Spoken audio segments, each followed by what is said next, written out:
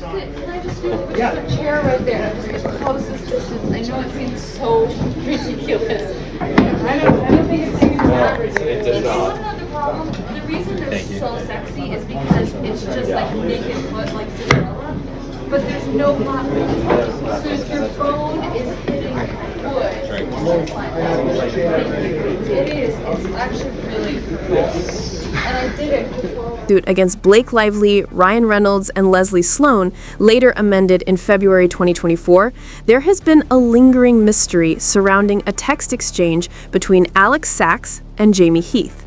In the message, a name had been blacked out, hiding the identity of someone who had apparently given them advice about Blake, which sparked widespread speculation. The May 1st text shows Alex venting about Blake's constant script rewrites, saying, "She's fixing the script. I think Blake's advice from Redacted was actually wrong. Blake is now directing the movie. This is bad." Jamie tries to remain calm, saying that talking through things is better as long as decisions are approved. But Alex insists this will be an ongoing issue during the shoot and worries about the impact on time and budgeting. Jamie responds that they aren't sure what can really be done at this point regarding Blake. Once these texts surfaced, people began digging through Justin's podcast archives and social media to figure out who might have known Blake well enough to offer that mysterious advice. People initially suspected Paul Feig after finding a podcast featuring him, especially since he had previously worked with Blake Lively on A Simple Favor, and she went on to film its sequel right after wrapping It Ends With Us. But it turns out it wasn't Paul at all. Newly unsealed deposition transcripts from Justin Baldoni reveal the truth.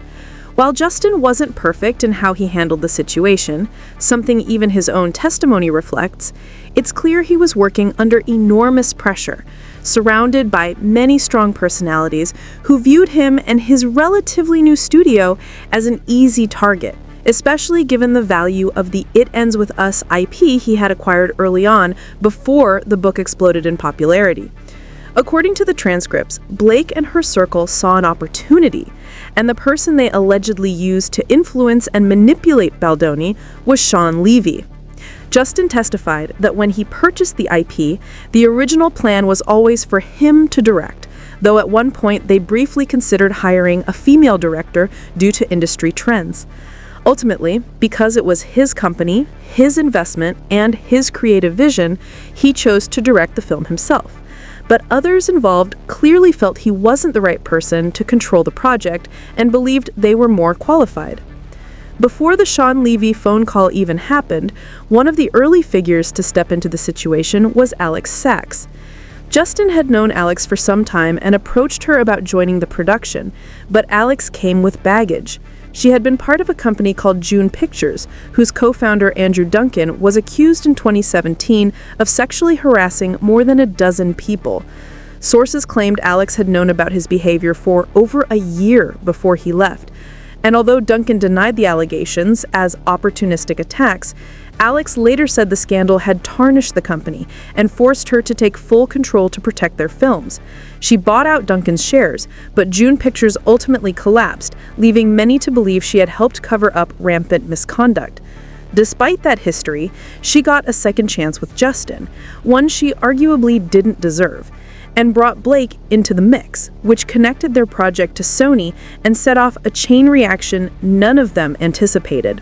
In Hollywood, timing and connections matter, and sometimes the people you meet are the wrong ones.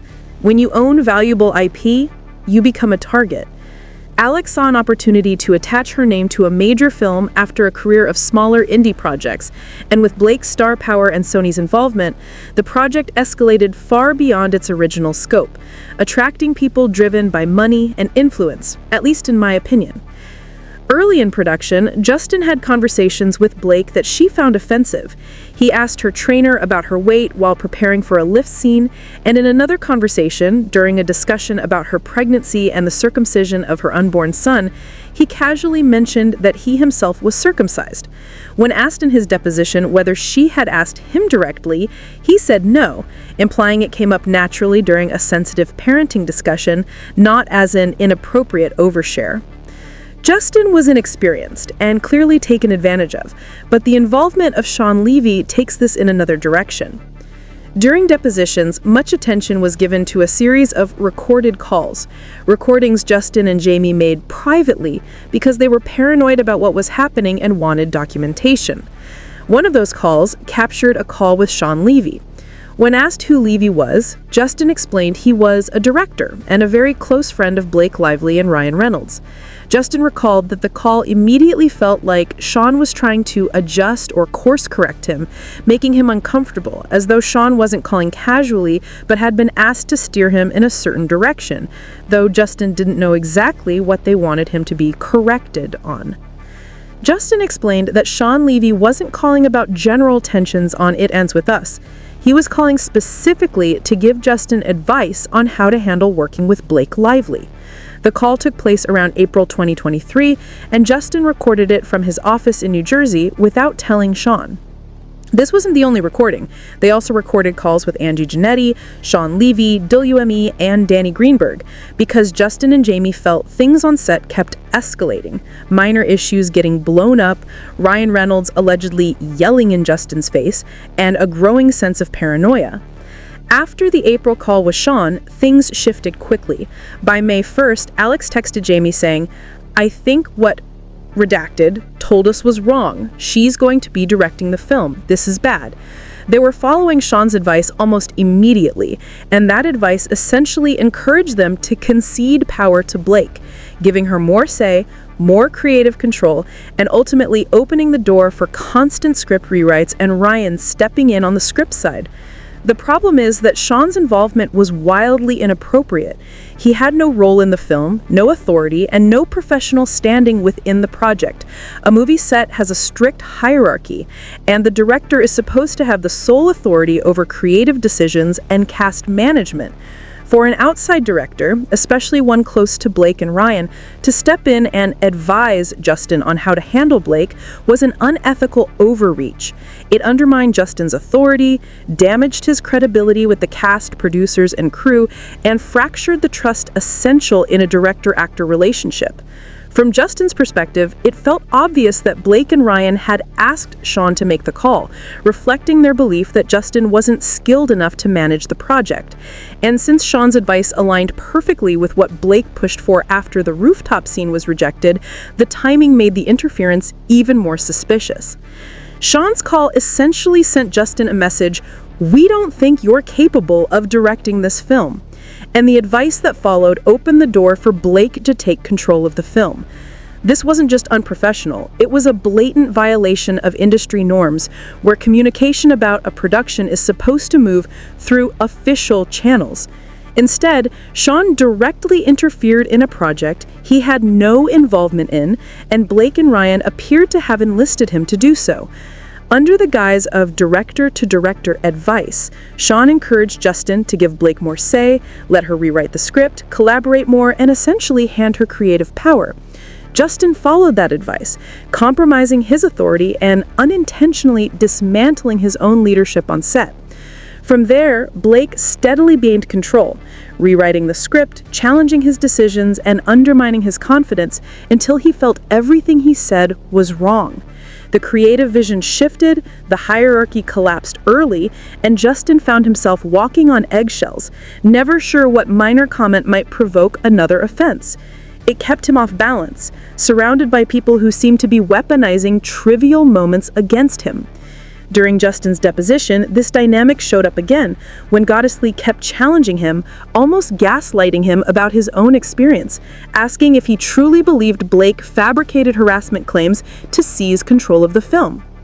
When Justin tried to study himself with facts, he pointed out that Blake's 17-point agreement gave her access to certain cuts, and that the film literally couldn't be released without her approval. Hanging over him, he said, was the fear that if he didn't comply with her demands, she could drop a nuclear bomb in the media, portraying him as a bad person. Justin comes across as someone sensitive, reactive, and possibly neurodivergent, someone who feels things deeply and occasionally loses his temper on a high-pressure set, which isn't uncommon in filmmaking. But layered on top of that were outside influences, like Shawn, and, according to the text messages, Alex Sachs. In those messages, Alex was reportedly telling others on the production that Justin and Jamie were narcissistic, dangerous, rewriting history, and refusing accountability. This is the same Alex who had previously faced criticism over how she handled misconduct allegations at June Pictures, a situation that contributed to the company's downfall. Yet on this production, she suddenly seemed hyper-vigilant, interpreting even minor issues as serious problems that needed immediate correction. Within days of filming beginning, she was already texting Angie saying, "We need a new director," only for Angie to respond that Wayfarer would never allow that. Sony allegedly wanted a new director, Alex wanted a bigger leadership position, and Shawn seemed poised to support Blake and Ryan in exerting more influence over the project. Justin followed Shawn the advice, and that advice destabilized him. His authority collapsed even further as Alex, one of his own producers, was privately undermining him by labeling him narcissistic and dangerous. This paints a picture where multiple people may have had conflicting agendas, and Justin was caught in the center of it. Ironically, the behavior being labeled narcissistic seemed more aligned with the power moves others were making. Many people in Hollywood may display narcissistic traits,